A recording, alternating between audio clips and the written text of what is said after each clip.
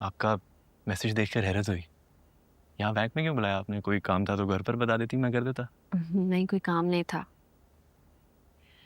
एक ज़रूरी बात करनी थी तुमसे और मुझे लगा कि यहाँ से बेहतर कोई जगह नहीं हो सकती। जी। सॉरी, थोड़ी पर्सनल बात है, मुझे अच्छा नहीं लग रहा, लेकिन मैंने सुना है कि तुम मनाही से प्यार करते हो, उसको पसंद करते हो, उससे शादी करना चाहते हो।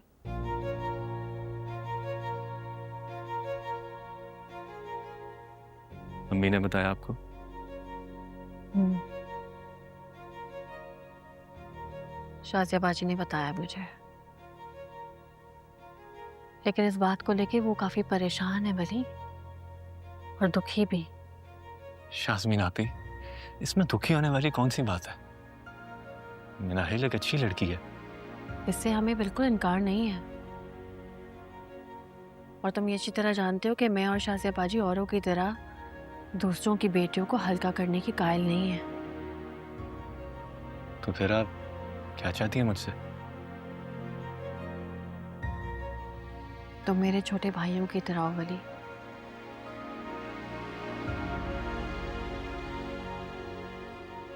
यहाँ जो कुछ भी हुआ, तुम यहाँ नहीं थे, लेकिन मैं थी। मैंने सब अपनी आंखों से देखा और कानों से सुना है, और मैं ये सब कुछ जानते हुए तुम्हें इस दलदल में गिरने नहीं दे सकती। फिर वही बात शाज़मीन आपी। मेरी बात सुन तो लो, खत्म नहीं हुई है। बोले। तुम्हारी बहन इतनी गई गुजरी तो नहीं थी ना कि तुम उसको इतनी जल्दी भूल जाओ, और ये भी भूल जाओ कि जहां तुम रिश्ता करने जा रहे हो वो क्या कुछ कर चुके हैं। आप सोच भी नहीं सकती शाज़मीन आपी, मेरी बहन मेरे लिए क्या मायने रखती थी, और उसकी मौत के बाद मैंने कैसे कबूल किया इस हादसे को, ये आप नहीं जानती। मैं जानता हूँ ये। तो फिर वली छोड़ दो ना ये इज्जत। अगर अफसार शादी तो मैं मिनाहिल से ही करूंगा, और हर हाल में करूंगा। बेहतर ही होगा कि आप अम्मी को यह बात समझा दें।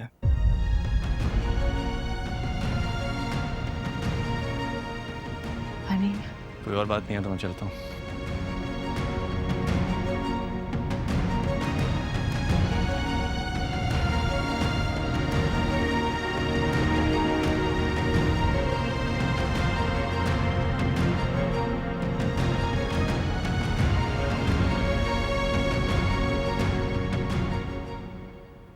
क्या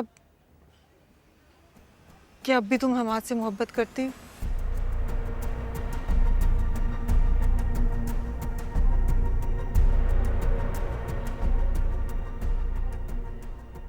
बेटा, उसे फिर से अपनी तरफ माइल करो।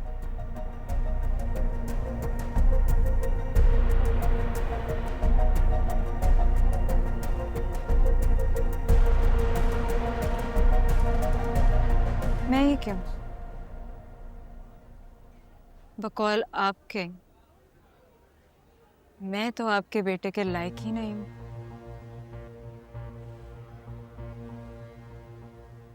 आपका बेटा तो बहुत हाई फाई है, बड़ा आदमी है वो।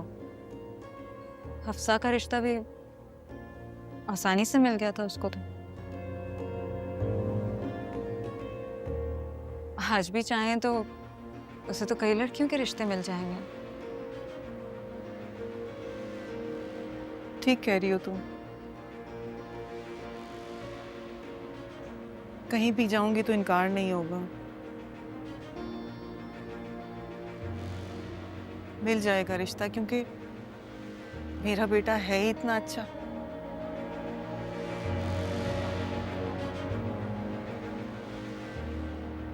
लेकिन वो तुम तो नहीं होगी ना।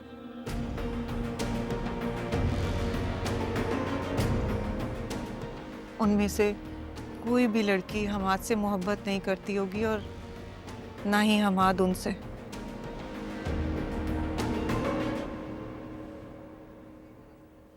पहले तो आप ऐसा नहीं सोचते थे।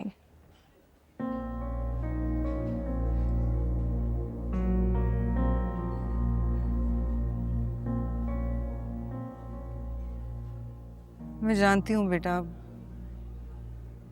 तुम्हारे दिल में मेरे लिए बहुत शिकवे, बहुत शिकायतें हैं।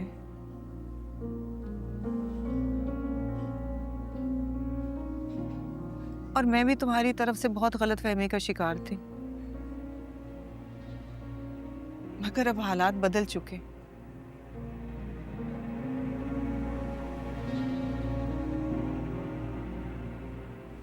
देखो, अगर तुम सच में हमाद से मोहब्बत करती हो तो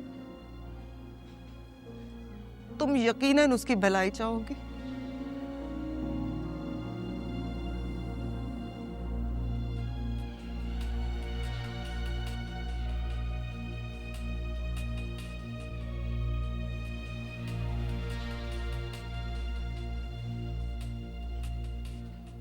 बस बेटा ये समझो कि मैं बहुत हिम्मत करके,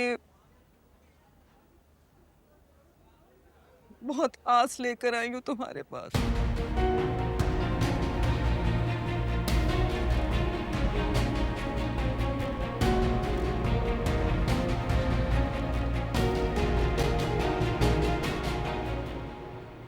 आपको लगता है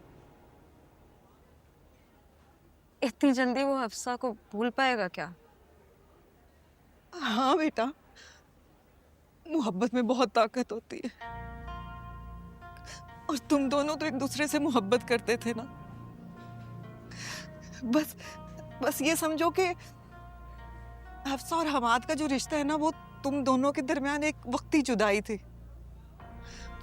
और अब जो तुम दोनों के दरमियान फासले हैं, वो कैसे खत्म करने हैं, ये मुझसे ज्यादा बेहतर जानती हो तुम।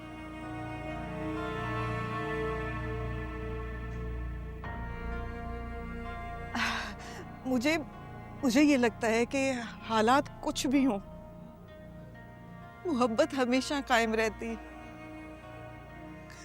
और यकीन जानो, मोहब्बत में पहल करने से किसी की अहमियत कम नहीं होती। तो ये बातें आप हमाद से क्यों नहीं करती?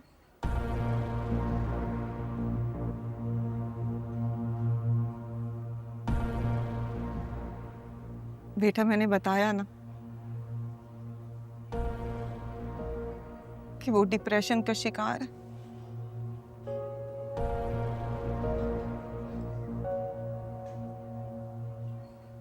किसी भी चीज पे फोकस नहीं कर पा रहा।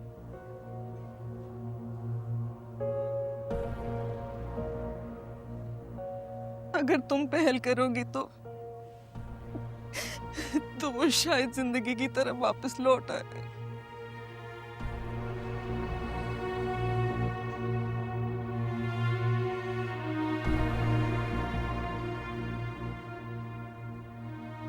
कुछ तो बोलो, कोई तो जवाब दो।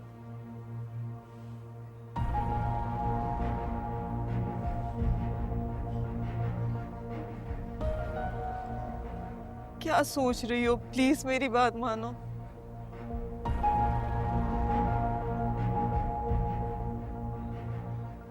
बस ये समझो कि एक मजबूर माँ तुम्हारे पास अपने बेटे की जिंदगी की खुशियां मांगने आई। प्लीज मुझे खाली हाथ मत लौटा, प्लीज।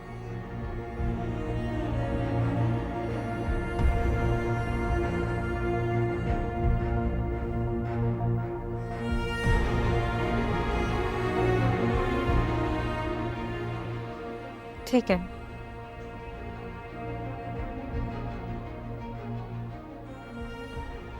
आप कह रही हैं तो मैं कोशिश करती हूँ।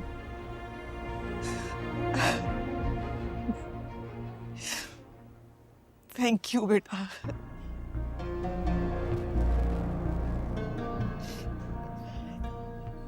Thank you so much. जीती रहो।